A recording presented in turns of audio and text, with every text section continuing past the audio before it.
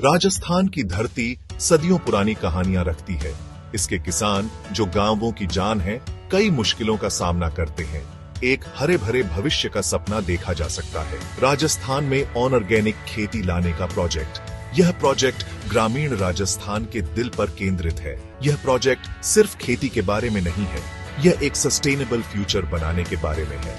यह कम्युनिटीज को एम्पावर करने और उन्हें आगे बढ़ने के टूल्स देने के बारे में है। चलो मिलकर इस सपने को हकीकत बनाते हैं।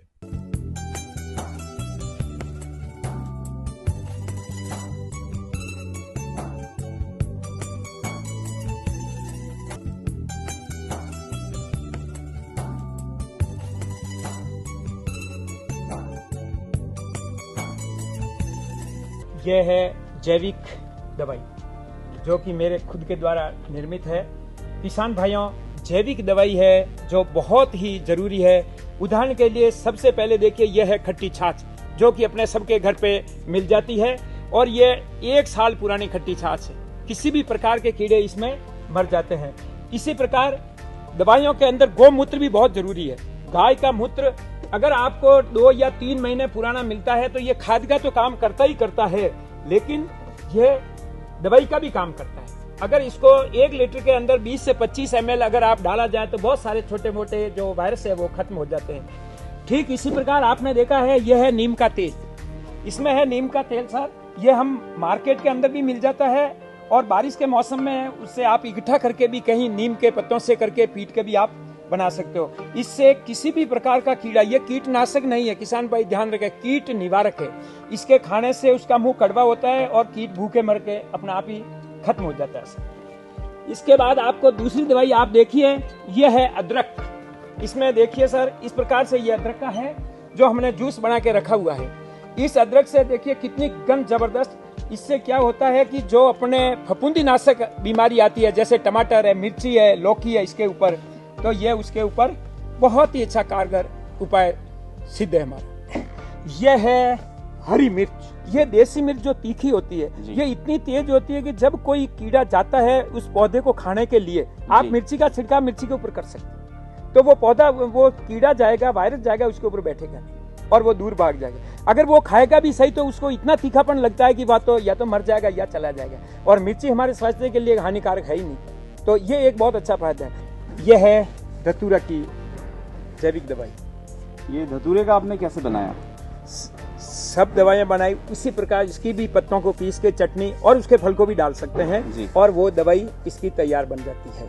लेकिन मैं इतनी दवाइयां मैंने बताई, मैं किसान भाइयों से एक आपके माध्यम से आग्रह करना चाहता हूं, जो पत्ते जिसको कि जानवर नहीं खाते हैं वो सबके दवाइयां में आप इस्तेमाल कर सकते हैं।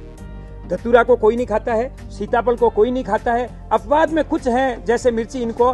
बाकी जो दवाइयां जड़ी बूटियां होती है जंगल में, जिसको नहीं खाते हैं वो पूरी आप दवाई में इस्तेमाल, वो सब दवाई का काम करते हैं। जैविक खेती अपनाने पर इनको शुरू में कई प्रकार के संघर्ष का सामना करना पड़ा। बील का मुरब्बा व कैंडी, गेहूं के ज्वारे का पाउडर, सरसों की कच्ची घानी का तेल बनाने लगे और इसे आज विदेशों तक निर्यात करते हैं। ये किसानों को प्रशिक्षण देकर जैविक खेती करने के लिए प्रेरित करते हैं।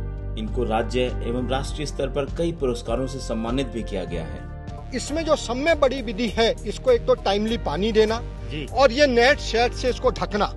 अगर मान लीजिए हम इसको नेट सेट से नहीं ढकते हैं और ये एयर गैप नहीं देते हैं, अगर इस नेट को अगर मैं यहाँ बिछा देता तो इसमें ऑक्सीजन नहीं जाती और केंचुओं का उत्पादन प्रभावित होता है। 24 घंटे में मात्र 5 मिनट पानी देना बहुत अनिवार्य है नमी मेंटेन करने को।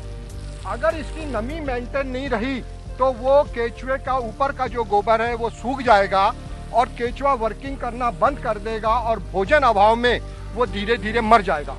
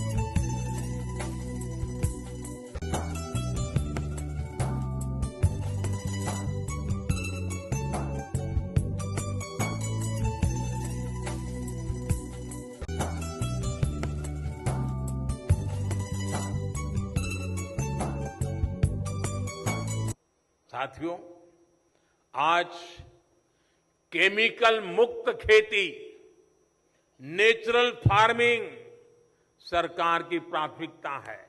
ज्यादा से ज्यादा किसान केमिकल मुक्त खेती अपनाएं। इसके तहत वैकल्पिक खादों, ऑर्गेनिक खाद के उत्पादन पर बल दिया जाएगा। इससे मिट्टी भी सुरक्षित होगी और किसानों की लागत भी कम होगी। इस अभियान के साथ ज्यादा से ज्यादा जुड़िए।